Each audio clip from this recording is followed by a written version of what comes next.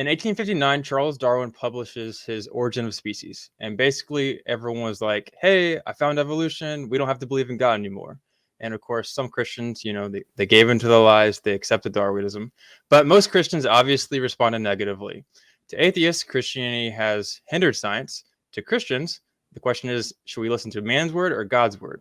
That's perfect. Absolutely right. Well, maybe I should nuance a couple. The more I think that's probably completely wrong, everything you just said. So yeah, let's maybe back up a bit and completely reframe the classic story that we've all sort of inherited.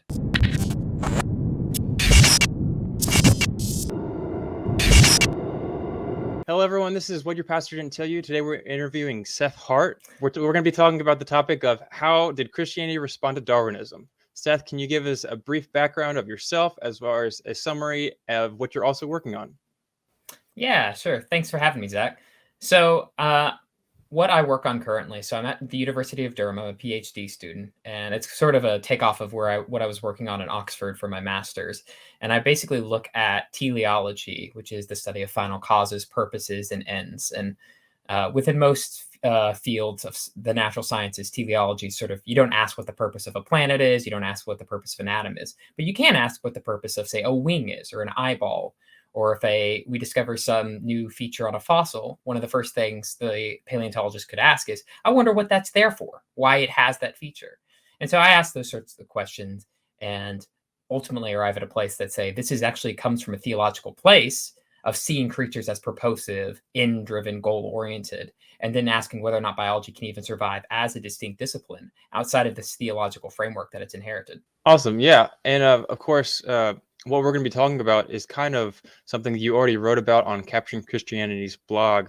One was titled Christianity's War on Darwinism, and the other was Did American Christians wage war on Darwinism? So that's what we're going to be talking about today, and those will be linked in the description. Awesome. So, you can thank Cameron for those titles. Nice. Okay. All right. Yeah. So what I'm going to do right now is I'm going to give you a summary of how Christianity responded to evolution in Darwin, and then we're just going to see how it takes us. Sure. All right. So in 1859, Charles Darwin publishes his Origin of Species. And basically, everyone was like, hey, I found evolution. We don't have to believe in God anymore. And of course, some Christians, they gave into the lies. They accepted Darwinism. But most Christians obviously responded negatively. To atheists, Christianity has hindered science. To Christians, the question is, should we listen to man's word or God's word? That's perfect. Absolutely right. Well, maybe I should nuance a couple. The more I think that's probably completely wrong, everything you just said. So yeah, let's maybe back up a bit and completely reframe the classic story that we've all sort of inherited. All right, let's do it. Start from the beginning. When were the first versions of evolution created, and can you give a super brief description of them?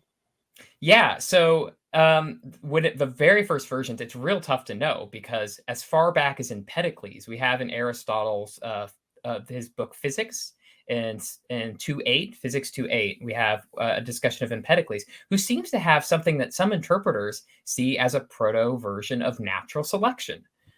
And of course, Aristotle disagrees with that and lays out his arguments, but we can go back to nearly the font of Western thought and see evolutionary theories. And then as you go through into the Middle Ages with Al-Jahiz, we see David Hume in his book, Dialogues Concerning the Natural Religions, entertaining something quite close to natural selection. And during the real explosion of ideas of evolution really occurred around the turn of the 19th century. So when you get into there, this is when you get people like Goethe, who's more famously known for his poetry and his stories, but he was proposing something that Darwin himself said he benefited from, a very distinct evolutionary view. And then this was influenced people like Kielmeyer and Oken and Richard Owen, who's most famous for the discovery of dinosaurs, so we can all thank him for that, or the naming of dinosaurs, I should say. So we definitely have these evolutionary ideas popping up around the turn of the 19th century. Most famous of all is a person that more people know is Lamarck. Now, when Lamarck comes along and Lamarckism, that really puts evolutionary theory in a bigger spotlight than it had had before, because now you start having mechanisms, like coherent mechanisms. Because the reason evolutionary theory was nearly a minority report for most of history was not because of some theological reasons. We see even St. Augustine entertaining evolutionary ideas all the way back in the 5th century.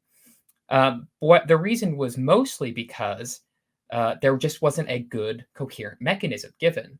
But with Lamarck, that began to change. And then, of course, we have Robert Chambers, who anonymously published The Vestiges of Natural History, which began to really bubble up the conversation. So that by the time Charles Darwin, because of course his grandpa Erasmus Darwin had also been an advocate of evolution, by the time Charles Darwin published, it was really within the air of evolutionary theory. What everyone was trying to do was find the actual mechanism. And I can go into reasons why it was sort of on the rise. And the reason evolutionary theory eventually got accepted had very little to do with Darwin. It wasn't until about the 30s or 40s that Darwinism itself became the primary mechanism. With the modern synthesis, it became seen as the primary mechanism by which evolution happened. So that was the 1930s that Darwinism got accepted, is that right? 30s and 40s is whenever the modern synthesis really took over. Okay, interesting. We'll get into that later as we go. What was the Christian response to this throughout the years? The Christian response, well, because evolutionary theory was just a sort of idea out there, it was never really, that you don't get a lot of commentary on Christians from it, because in a very similar way that it's tough to find Christian remarks today on, say, Lamarckism, even though you might have a few advocates for Lamarck out there, right? Evolutionary theory writ large wasn't a very popular idea. There just wasn't a good mechanism to talk about it. Now, what's interesting is the few comments we do have, say, from Augustine, when you look at the causal theory, which is one part of my dissertation, so I'll refrain from talking too much because I could talk forever about it, is that it was perfectly compatible with allowing for an evolutionary process. This division that you see in Aquinas between primary and secondary causes was a perfect setup for allowing evolutionary theory to happen in a way that didn't sort of demean God's own causal activity. What's really interesting is actually the downfall in early modernity of the causal system of the medievals that set up this sort of creationist versus evolutionary fight, something that couldn't have even happened for most of Christian history, which is an unfortunate consequence. But as far as Christian reactions, once we move into the 1800s and stuff and get to the juicy parts of history that we hear with Darwin, what's interesting is that the Darwinian thesis itself was seen as a certain form of theology, that there were two competing views of theology at this time. And neither of it wasn't an idea of science versus religion. It was two different kinds of religion and two different kinds of science that were competing. One was very okay with seeing God immanent, acting within the world. And that, of course, is what you see with someone like William Paley. William Paley, whose God is actively creating. It's who Darwin wrote against. And that's where special creationism comes from. The other form of theology strongly resisted that, but it wasn't for scientific reasons. It wasn't even for philosophical reasons. It was for theological reasons. Now, to give a bit of background, when Newton proposed his ideas, he said he had noticed a problem, which was the orbit of planets. They didn't seem like they could continue on for an infinite period of time. So he thought God came in and fixed the orbits in order so that the planets wouldn't go ricocheting around and eventually collide into the sun or lose their orbits. So God had to be inserted into Newtonianism to fix a problem, and Newton himself was completely fine with this. Now, of course, later thinkers were quite uncomfortable with this because it seemed to say that God himself made an imperfect universe. And they saw God as the divine lawgiver.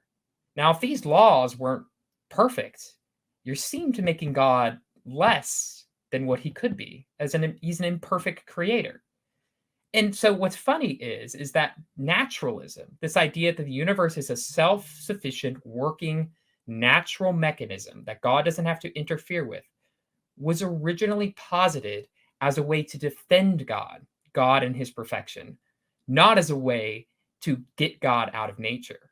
And that's something historians they're sort of arriving at a universal consensus now, is that Darwinism is now being seen as a work of natural theology.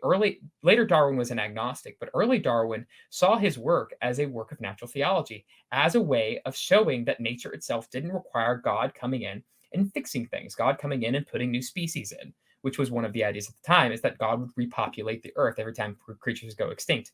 Because for some reason, when God created the world, creatures would go extinct, so God had to come in and fix it. That was an uncomfortable feeling for a lot of these theologians and scientists. And so what ultimately happened is that this idea that early Christians were somehow opposed to Darwin's theory is completely wrong. What ultimately happens is that it's just a competition between two different theologies. And quite often, this is why Christians became Darwin's greatest defenders. Wow, that's extremely fascinating, and I'm sure that'll be a big surprise for a lot of people here. Let's backtrack a little bit. As far as before Darwin, you had all these different, or theoretical or whatever views on evolution. Would you say that Christians were for this during the time, or like just completely against it? Like, what was Christianity's general opinion on that? Yeah, I did get a bit ahead of myself, didn't I?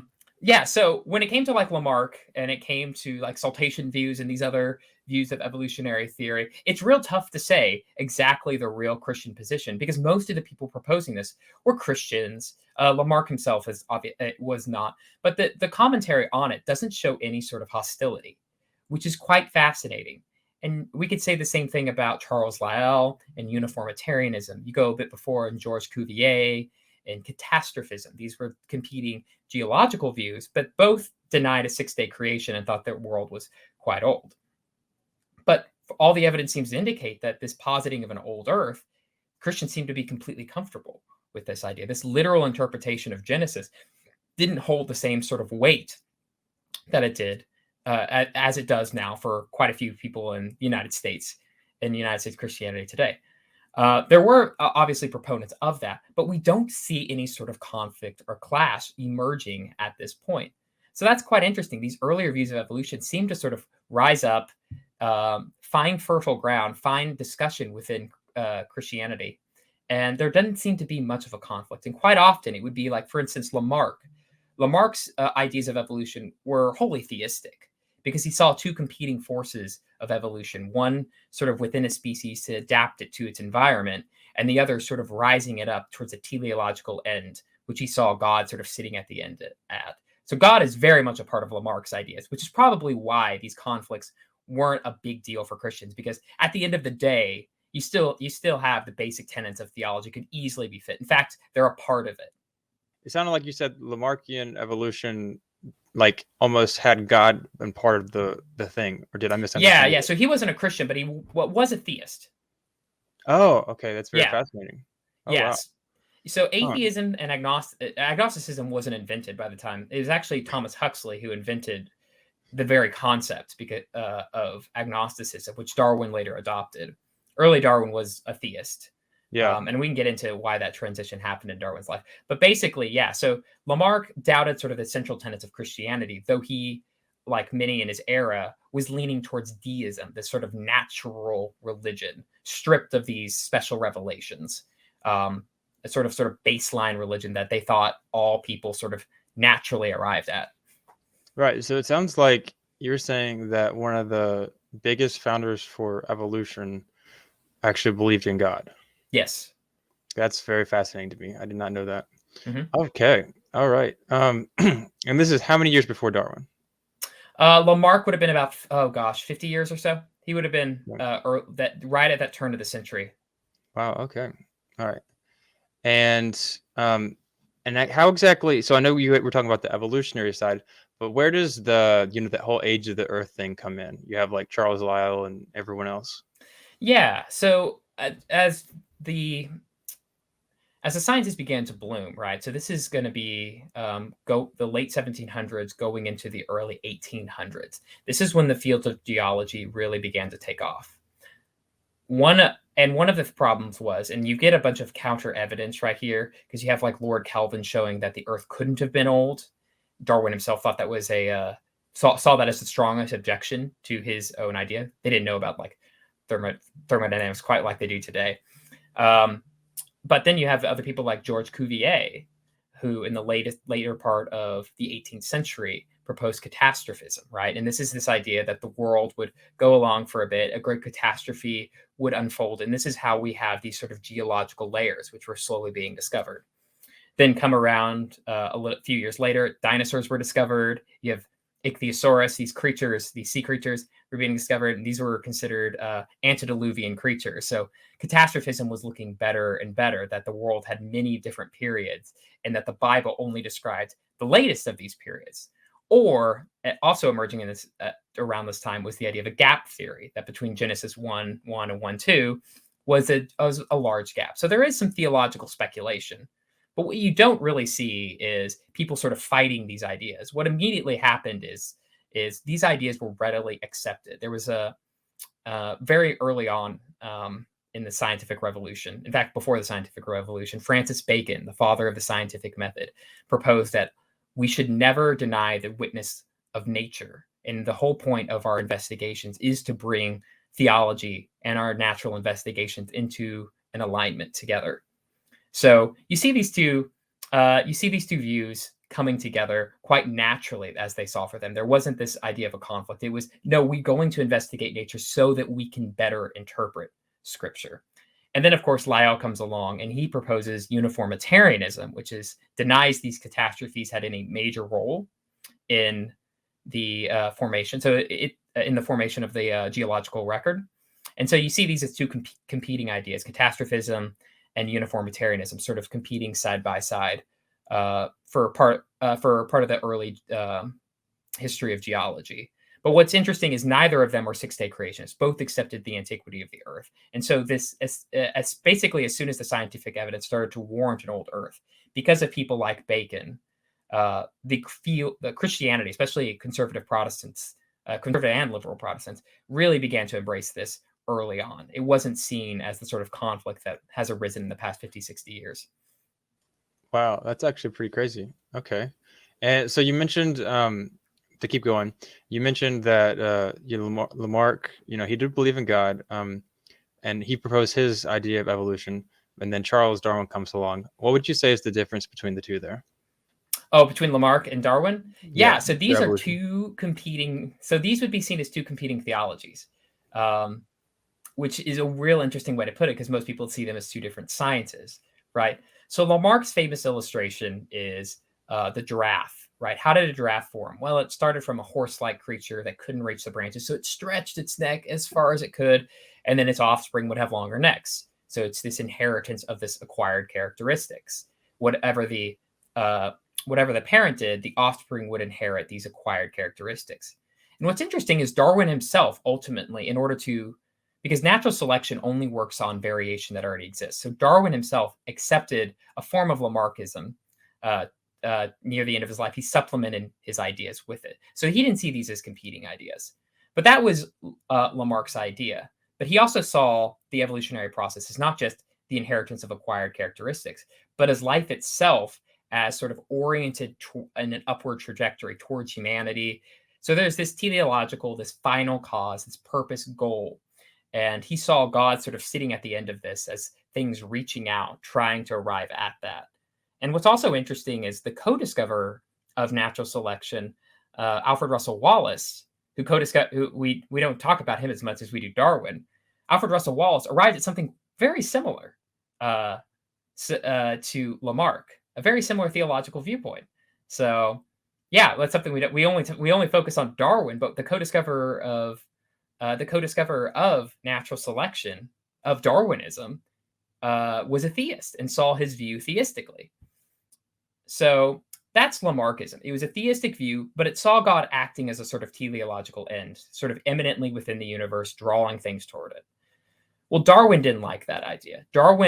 Early Darwin, when he was still a theist, when he was still a Christian, wanted that idea of a self-sufficient universe, wanted to see nature itself as enclosed, and that itself, the very evolutionary process itself, as bespeaking the glory of God, as bespeaking the fact that it's a well-run, a well-tuned oiled machine, that it doesn't need the clockmaker to come in and tinker with the parts in order for it to function.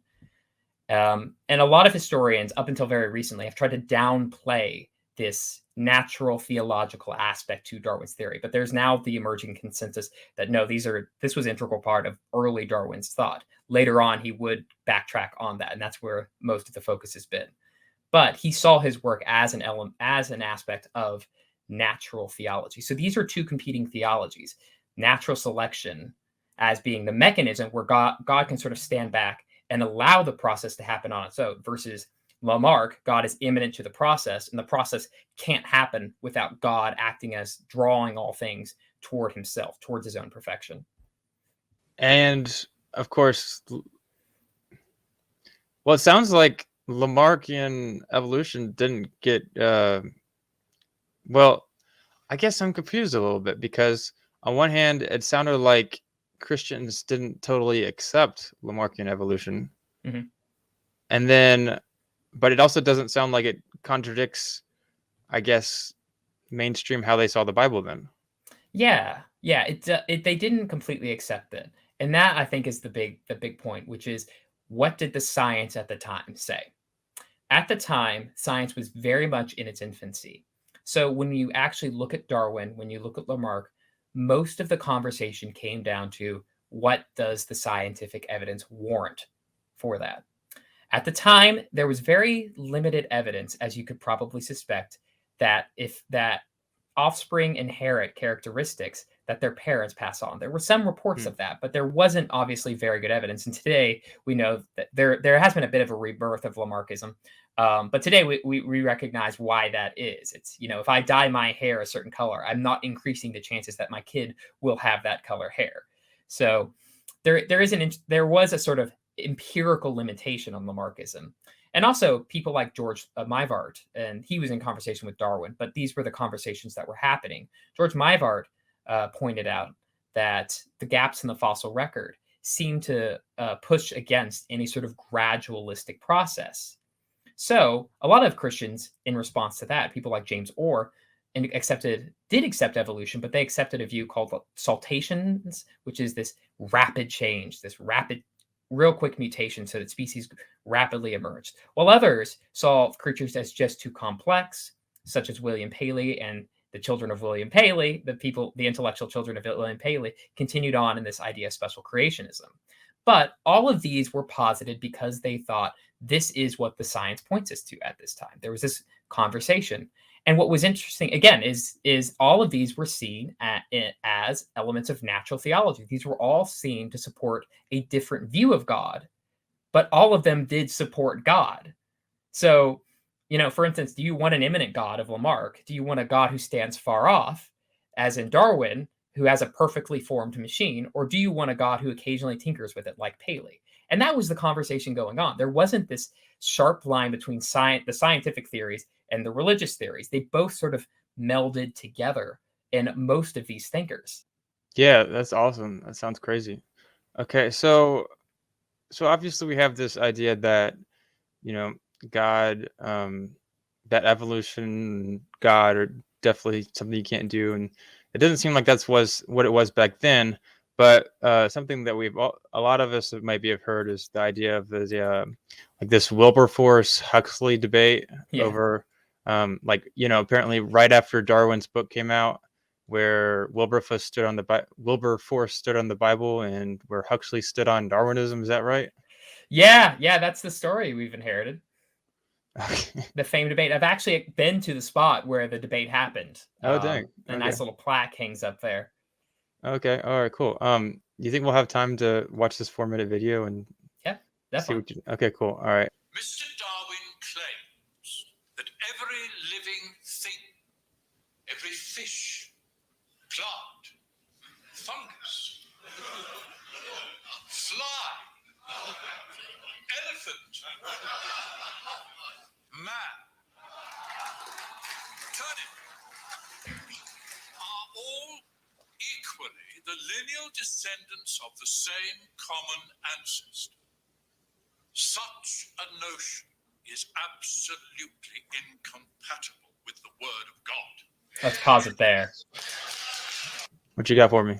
So, well, first off, a little background. So this is the thing that has epitomized, that has put this debate into our imagination. And what's interesting is in their portrayal of this debate, they relied on the notes taken later by Huxley on his own recollections of the debate. So so we'll get into this a little bit, but what's interesting is once you actually add in other people, including people who were friendly to Huxley, you end up with such a contradictory and weird view of this debate that historians have no idea what actually happened. But there are a few key things that I can point out. The first is that this speech right here is not what happened. Samuel Wilberforce was not someone who said, this is the word of God. Charles Darwin's theory contradicts it. Therefore, we cannot embrace Darwin. Quotations from Samuel Wilberforce that we have him he's scathing of people who thought that way. He did not accept Charles Darwin's theory of natural selection, but he did so because that was the scientific consensus of the time. He did so, and we'll see it here in a second, because the greatest biologist in the world, Richard Owen, had strong objections to it. And we'll see how contradictory this, even in this own portrayal, is of the actual debate, is whether or not, because he later appeals to science, to the scientist, in fact. So to portray him as this old curmudgeonly bishop who stands on the word of God and anything that contradicts it is to be thrown out. That's a completely wrong portrayal of Samuel Wilberforce. Man was made in the image of God and redeemed by the eternal Son. Natural selection is an ingenious theory for denying the working and therefore the existence of the Creator. In fact, the human brain differs markedly from that of all other mammals. Unfortunately, my Lord Bishop, you have been misinformed.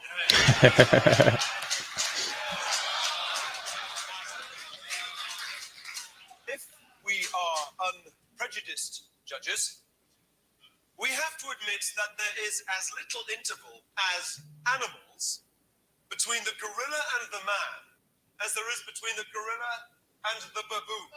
All right, pause real quick. So he's about to say that he's misinformed because guess who he's referencing? Richard Owen. Because Samuel Wilberforce, being a purveyor of the sciences himself, there wasn't a strong distinction between most of the scientists of the day were also clergymen, and so Samuel Wilberforce had a sort of interest in the sciences. He was trained by Richard Owen and coached on this debate. Now, Richard Owen, of course, was also an evolutionist, but he wasn't a Darwinian. He had his own views on how evolution happened. So again, we're seeing that this is not just a simple religion versus evolution, as this apparent documentary, is trying to, or historical recreation, I should say. This historical recreation is trying to portray it is, immediately, he says it contradicts the word of God, and then he appeals to someone who doesn't. He appeals to Richard Owen, who doesn't take the days of Genesis literally. He has some sort of other evolutionary idea. So it makes no sense. If you know the history, this just makes no sense at all. And of course, Huxley hated Richard Owen. They were sort of scientific rivals, which is why there was such a when he started quoting Richard Owen's research, it sort of bristled into a very sort of antagonistic debate, as we'll see here in a sec. It is speech alone and not some spiritual gift that makes man a reasonable being. That is the source of our unlimited intellectual progress, but that does not disguise the fact that to the very root and foundation of his nature, man is one with the rest of the organic world. No one who has ever dissected the brain of an ape agrees with Professor Owen. His That's right. findings are wrong. I can only assume that Professor Owen's brain must have shrunk in the pickling jar. I meant, of course, the chimpanzee's brains he had examined. Oh, Lord. It was then that God delivered Wilberforce into my hands. So we'll pause real quick. That quotation right there. That's supposed to be one of the two or three famous quotations from this debate. And apparently he whispered to Joseph. I believe it was Joseph Hooker. He whispered to one of his co-debaters at the time, because it wasn't just these two debating. It was actually a host of people having a discussion, that he whispered, "God has given him into my hands." And of course, here sets up the great 19th century version of of owning him that we see like right here. So go ahead.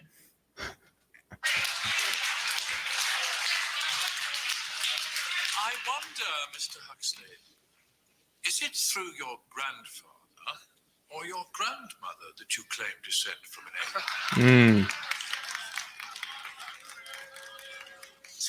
I stood up, very quiet, very grave, and said my say with perfect good temper. If the question is put to me, would I rather have a miserable ape for a grandfather, or a man, highly intelligent, possessed of great means of influence, and yet who employed these faculties and that influence for the mere purpose of introducing ridicule into a grave scientific discussion? I unhesitatingly affirm my preference for the ape. You didn't. I said that or something. All right, we can pause it there. So that is the great, 19th century burn of all time. One of the greatest 19th century burns. By Huxley's own account, it was a great burn. It won the audience in his favor. You look at other accounts of that, it doesn't seem to be that way. What's also interesting is this recreation portrays the audience very heavily on the side of Wilberforce and not Huxley. But of course, that was not true. The audience was actually quite split. There were people going for each side.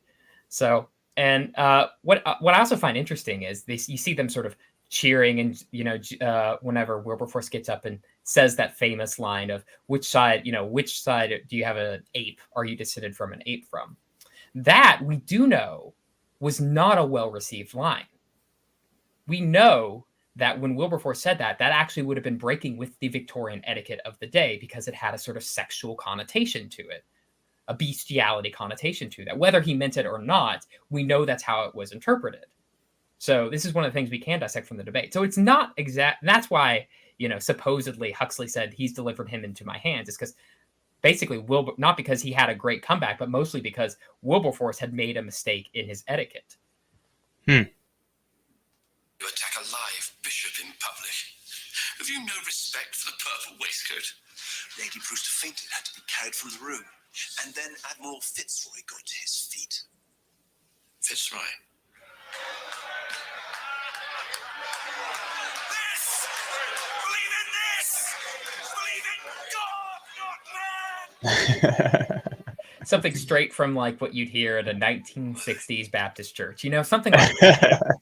Like completely anachronistic. It's not true to the conversation at all. There was a fainting lady, but she didn't faint because of some amazing line from Wilberforce or Huxley. She fainted because it was a tiny room. It was the middle of June, and it was far too warm that people were beginning to pass out. So, but of course, in Huxley's own portrayal, it was because of his own brilliance that people were fainting and losing consciousness. So. Yeah, and what's interesting, so we now have this, it's kind of like Inherit the Wind in the Scopes trial, if anyone knows about that. And the Scopes trial was, if you look at the actual history of it, it's kind of ambiguous about, like how we should interpret this as an aspect of science versus religion, but ultimately that didn't matter. The next day, the papers got a hold of it, created the story, and then of course the play and ultimately the movie, The Inherit the Wind, came out. And now we all remember the Scopes trial as the trouncing of religious fundamentalism by the scientific rationalists. So, totally. Yeah, and that this movie did the exact same thing for the Wilberforce-Huxley debate, because at the time it wasn't well regarded. And how do we know this? Is because we don't have many historical sources from it. It wasn't that big of a debate. Very few people commented upon this. And the most telling is the fact that John William Draper, if you remember, along with Andrew Dixon White, was is considered the inventor of the conflict thesis. The conflict thesis being that religion and science are in constant conflict. he was one of the presenters who was present at the debate, and he said absolutely nothing about this debate as an instance of religion versus science. That's an odd omission. Why would the person whose very career, so his very agenda is driven by showing this conflict and showing the triumph of science over religion, fail to mention one of the biggest debates, if it really was, in which science showed itself triumphant over religion? So obviously something is amiss in our understanding of it. And what makes it even worse is the fact that at the end of the debate, some of Darwin's own supporters, such as Henry Baker Tristram, who was the first to apply Darwinism to camouflage, actually began to doubt Darwin's theory. Darwin himself, in response to Wilberforce's objections, said that they were some of the best objections that he had seen. So all of this just makes absolutely no sense of of the historical data and what we do actually know of the debate. However little we actually do have recalled from the testimonies that were there, none of it fits. It was not historically influential. It was not a trouncing of religion by science. Both sides were considered theological. And so that's just, at the end of the day, it's just a completely wrong and, as you saw, anachronistic reading of the debate. If the Huxley-Wilberforce debate wasn't all as cracked up to be, and Darwin was pretty much rejected at first based on evidential reasons, even by non-Christians, at what point did we see it start to gain traction? We saw it start to gain traction. So Darwin himself continued to write. Natural selection was debated as a possible minor mechanism, but not the main mechanism. Darwinism itself never really posited what we call Darwinism. It doesn't posit a method for variation. It simply works on existing variation, right? So we needed the addition of mutations into that. So once we get into the 20th century, we have a rediscovery of genetics, these genetic theories of the gene. And then once we get into the modern synthesis, thanks to people like Theodosius Dobzhansky, George Gaylord Simpson, and a few other figures, really began to synthesize genetic theories that were emerging at the time with Darwinism and gave it a sort of mathematical robustness that it never had before. And this was called neo-Darwinism because it's very different from what Darwin himself posited, but it retained the name Darwinism in honor of the fact that natural selection still plays a vital, pivotal role. So that shocks a lot of people who don't know the history of science quite often, is the Darwinism we have today is very different from what Darwin himself thought, and posited when he first put that out there. So it was around the 30s or 40s. Now, it is within about 15 to 20 years of that, now that the conflict thesis is taking off, that scientists began to read Darwinism in a very ateleological and anti-teleological way, seeing it as competing with religious explanations. So it was really at the centennial around 1959 that these start coming out. And what happens, lo and behold, 2 years later, in 1961, The Genesis Flood by Henry Morris and John Whitcomb comes out 2 years after the fact. So as a reaction to Darwinism being trumpeted as an anti-Christian, anti-religious belief system, that's when we really see it begin to take off. There were some figures, again, before. We can talk about Charles Hodges. I think he would probably be one of the biggest figures. But mostly the theological conversation wasn't anything analogous to what we have today. That's very fascinating. But we also had like a really positive response from Christians like Asa Gray, and then also negative responses by Agassiz. Could you talk about those? Yeah. So there is a debate between Louis Agassiz and Asa Gray that we can draw. These are two American scientists, two of the most prominent American scientists. Asa Gray is usually credited, given the credit for introducing Darwinism, the origin of species, to America. Now, what's interesting is the guy who introduced Darwinism to America was an evangelical Christian. And what's really interesting is he saw, again, this natural theology. He saw this in his own theology as evidence for the existence of God. He saw that the very process by which humans arrived is a very self-enclosed, system that doesn't require tinkering. Doesn't this beautiful system that, basically a giant machine that creates new organisms, essentially, is what might imagine it as. That's how he imagined the evolutionary process. Doesn't that bespeak to the glory of the creator? Doesn't the very fact that such a mechanism works so brilliantly and perfectly bespeak of a universe that seems like sort of designed, built for life from the very get-go, to build life itself? That's an awesome machine. That's better than having a God who comes in and individually create individual creatures and has to interfere all the time. So that was his theology. And so he read teleology into his system and had conversations with Darwin, because at this point, Darwin himself had moved away from that point. So Darwin himself was quite uncomfortable with this. But it shows you two competing views of Darwin's own idea. And both saw this, both accepted the evidence as it was. But from the very earliest stages, we're seeing that theologians were accepting of this. And Louis Agassiz, who had a very different theology, he was considered one of Darwin's greatest opponents, and hugely, spent a massive amount of time combating the ideas of natural selection because of theological reasons, along with scientific reasons. Again, it's hard to disambiguate this. And he was, oddly enough, a liberal Christian, if you could even call him that. He was a Unitarian, so he denied the Trinity, he denied the historical Adam, the Genesis flood. So he had no reason. He wasn't a fundamentalist. Darwin's biggest opponent in America wasn't a fundamentalist. It was a liberal who was trying to preserve a more Lamarckian view of evolution. So again, you have this odd juxtaposition where it's the conservative evangelicals who are saying, no, we, for theological reasons, saying, no, we want to keep Darwinism. And then you have the theological liberals saying, no, get away from Darwinism. So, David Livingston has this wonderful book. It's called Darwin's Forgotten Defenders, where he basically just goes out and shows how much that conservative Protestants, especially of a Calvinist bent, were really drawn to Darwin's theory. That's out there. So just to be clear, and you mentioned this, but Agassiz, Agassiz, yeah. So Agassiz, he was a Christian Unitarian, but he didn't believe in evolution on theological grounds, but not on exegetical grounds. Is that right? So he denied the literal interpretation of Genesis. Wow. But he was more a vicious opponent of a literal interpretation of Genesis than virtually anyone else out there at the time. Hated it. But he's also Darwin's greatest denier, in America at the time.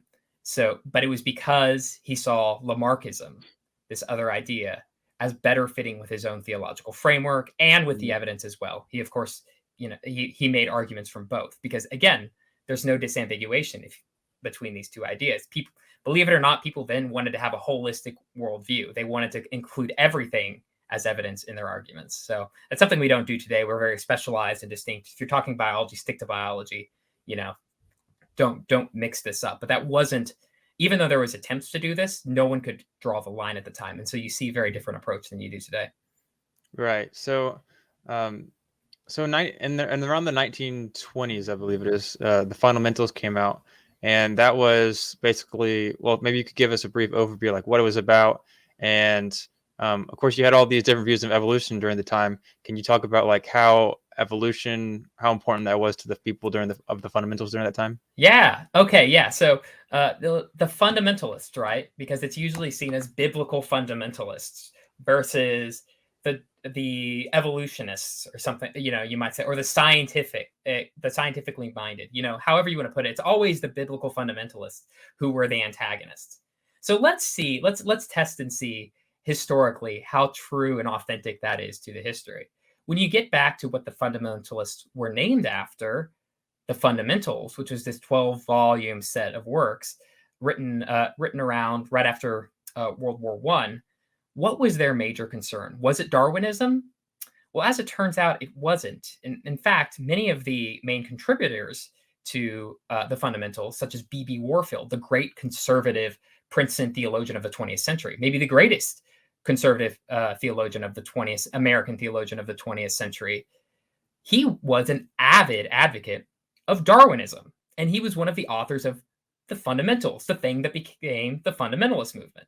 James Orr complimented Darwin, said he was one of the greatest scientists of the 20th century. R.A. Torrey did, who was the main editor for the fundamentals. The main editor was sympathetic with Darwin.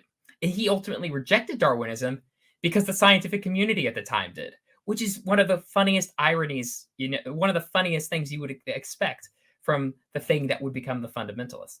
Now, in full disclosure, people were allowed, individual contributors were allowed to talk about Darwinism. So we do, out of this 12-volume set, have 2 small minor articles that do argue against Darwinism at the time, which again, at the time, the scientific consensus was against it. But a lot of the objections that they did have were against Darwinism as social Darwinism. So social Darwinism is the application of Darwin's theory to our everyday life. Survival of the fittest, say in economics, or perhaps the worst application of this was the Nazi extermination of the Jews. That's probably the worst example of social Darwinism. And so after World War I, after there was a lot of application of Darwinism to our people are superior, we need to go to war, there was a lot of authorship of that time. There was a huge pushback to social Darwinism.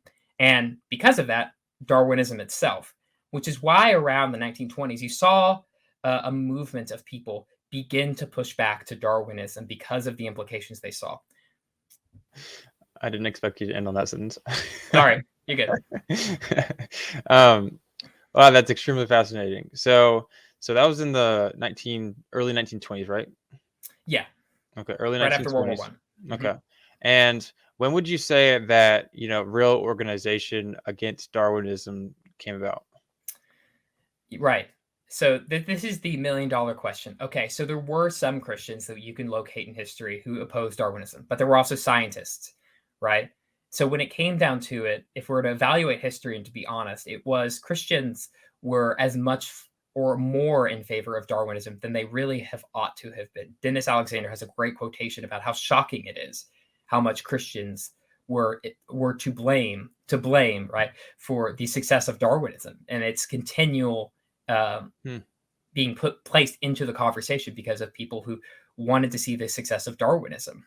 Because, again, B.B. Warfield and people, other individuals like him, saw it as a form of biological Calvinism, right? So they kept it alive.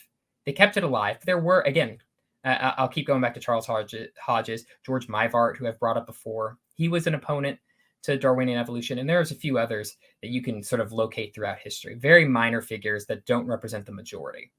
Where opposition really took off was the 1960s. Around the centennial of Darwin, 1959, 100 years after the origin of species, as happens, it happened again in 2009 at the 150th anniversary. A ton of books on Darwinism got published, symposiums, all these things that sort of come together and celebrate Darwinism. And one of the main things to come out of that was our view that Darwinism itself opposed any sort of teleological, purpose-driven, purposive, like Asa Gray, this idea of purpose being able to be read into Darwin's theory. It was seen as a sort of death nail to that was read back into history. That became the sort of dominant interpretation of the time.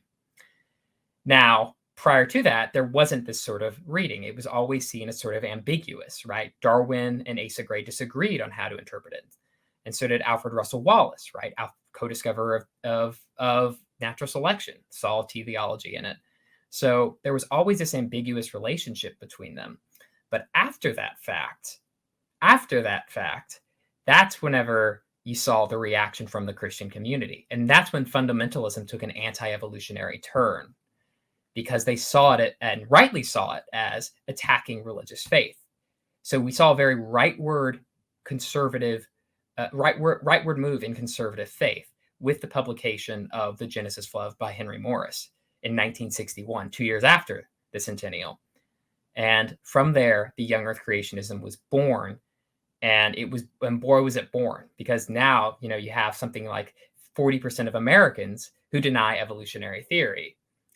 Although recent studies have shown that the number has gone down, obviously, and this this somewhat pains me to say, Answers in Genesis is the largest apologetics organization on the planet. So after, like, just let that sink in. It's tough to sink in, but they have more, they're better funded. I mean, you don't see other apologetic organizations building an ark or building a Tower of Babel, which I find the most ironic thing in the world, but we'll leave that aside.